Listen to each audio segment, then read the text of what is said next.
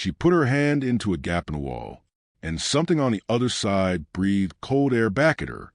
Not a draft, not damp, cold, deliberate, steady, coming from somewhere that had no right to still be moving air after 40 years underground. Nell Ashworth was alone. It was almost dark, and she was kneeling at the bottom of a staircase that, 12 hours earlier, she didn't even know existed, behind a barn she'd walked past every single day of her life. Someone had built that staircase to last, and then someone had sealed it shut on purpose and buried it so well that 3 generations of her own family walked over it without knowing it was there. By the end of this story, you'll know exactly what was hiding behind that wall. But first, you need to understand how a routine drainage problem turned into this. 18 months before that night, Nell inherited Thistledown Farm from her father after 60 years of hill farming finally wore him down. Year 1 was the boring stuff every new farmer inherits. Paperwork, fences, figuring out which of the 40-odd acres actually drained properly. Most did, one didn't. Lower ING, the field just past the boundary wall behind the barn, turned into a shallow lake every time it rained more than a day straight.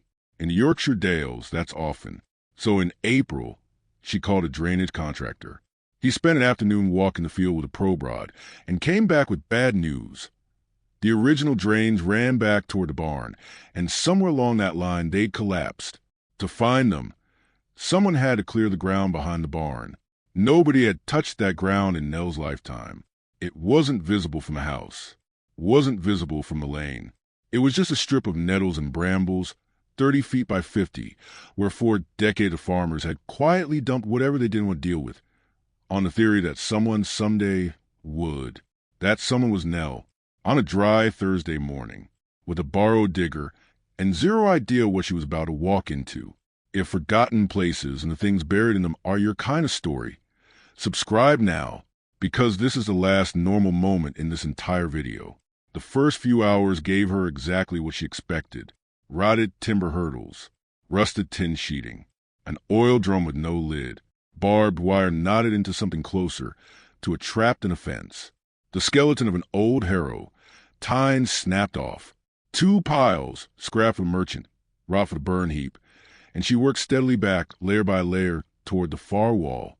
The deeper she dug, the older it got. Surface junk was recent, 80s, 90s plastic and pressed steel. Underneath, everything got heavier.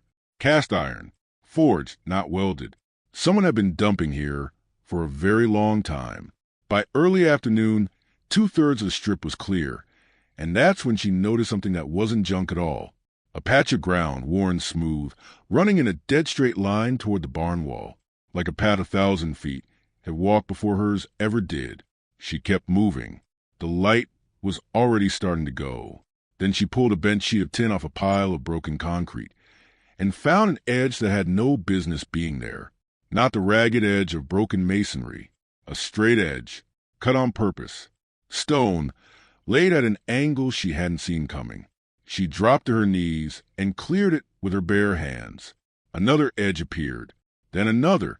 She stood up slowly, because her stomach already knew what her eyes were about to confirm. Steps, cut stone steps, descending straight down into the ground, directly behind her own barn. Deep red sandstone, quarried locally a long time ago. Clean edges, no rough work, no shortcuts. Whoever built this wanted it to last. An hour of hand digging later, her spade struck something that wasn't stone. An iron fitting mortared into the wall. A hand drill socket. The kind you only install if people are going to use these steps often. In the dark, carrying things. By the time she'd counted 12 full steps, the light was almost gone, and the staircase didn't lead into a room. It led into a wall. Not a collapsed one. A built one. Solid, mortared, deliberate, except for a 4-inch gap along the base, where the wall met the stone floor underneath it. She knelt down in the near dark. She put her hand against that gap. And that's the moment we started with. The cold air, the cold that meant something was still down there, sealed away on purpose by someone who knew exactly what they were hiding and exactly why. She didn't touch the stonework that night. She went inside, made tea, and sat at the kitchen table for a long time. Because tomorrow, before she broke through that wall, she needed to find out who built it and what they'd been so determined nobody would ever see again. She didn't sleep much that night. The next morning, before she touched a single stone, Nell drove into town because she'd learned enough about old farms to know one rule. Look before you break something you can't put back. If that wall was hiding something historically protected, or something that belonged to more than just her family, she wanted to know before she picked up a hammer. She found her way to the county archives in the early afternoon and spent nearly an hour with an archivist named Ruth, working through tide maps, old ordnance survey sheets from the 1880s, and a stack of estate records nobody had opened in decades. It was slow going until Ruth found it. An 1884 survey map, marked at almost the exact spot behind Nell's barn, with a small symbol and a single handwritten word in cramped Victorian script. Store. A shared store used the notation implied by more than one farm.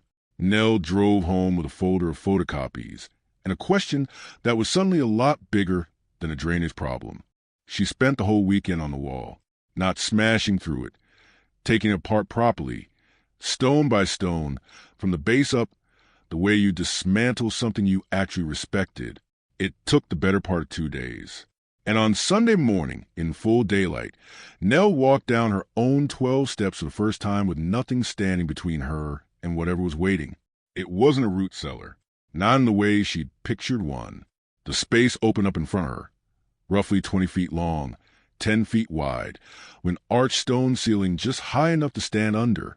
The walls were the same deep red sandstone as the staircase, laid in careful courses. The floor was flagstone, sloped almost invisibly toward a drainage channel running the full length of the room. At the far end, 2 tiers of shallow stone shelves had been built directly into the wall. Along both side walls, iron hooks, she counted them, 9 on each side, set at a consistent height, the stone beneath each one worn smooth and dark from decades of use. And at each end of the ceiling, just below where the arch began to curve, she found narrow openings lined with old clay pipe, angled up through the earth toward the surface. Ventilation shafts.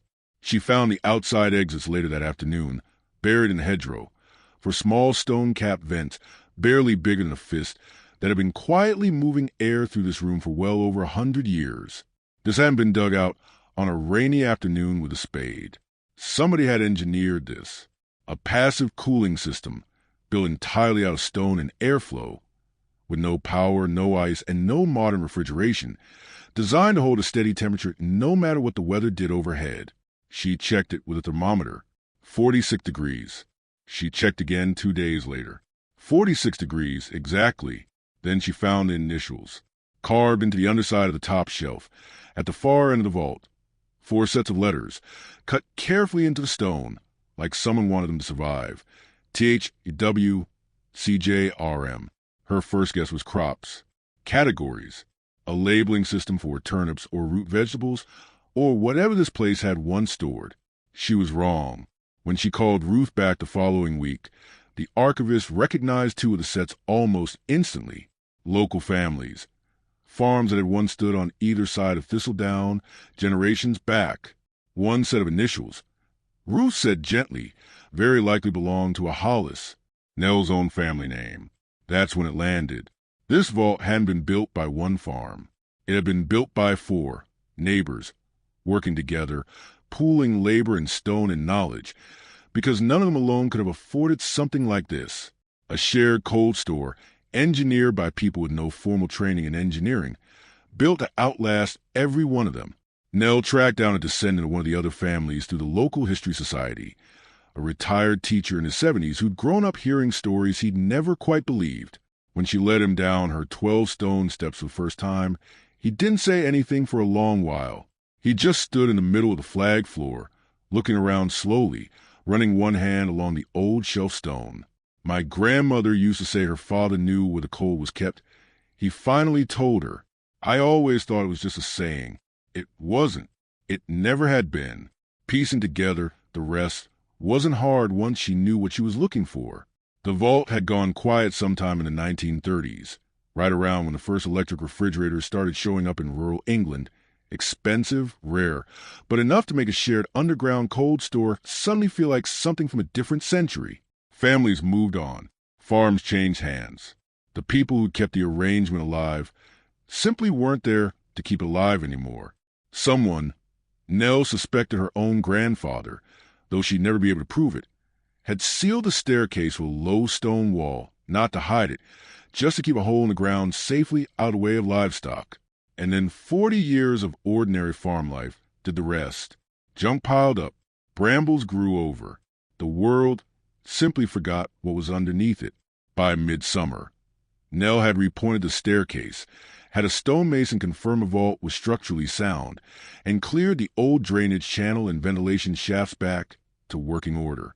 46 degrees, steady as ever, she started using the shelves for her own cheese and hung 2 joints of cured meat from the old iron hooks as a test.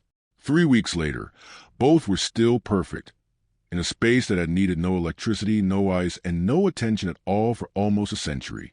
She still thinks about it most evenings, standing at the top of those 12 steps, looking down into the cold and the dark her own family helped build, long before she was ever born. She went looking for a drainage pipe. What she found was proof that 4 families, working together with nothing but stone and patience, had solved a problem so completely that it was still working flawlessly more than 100 years later.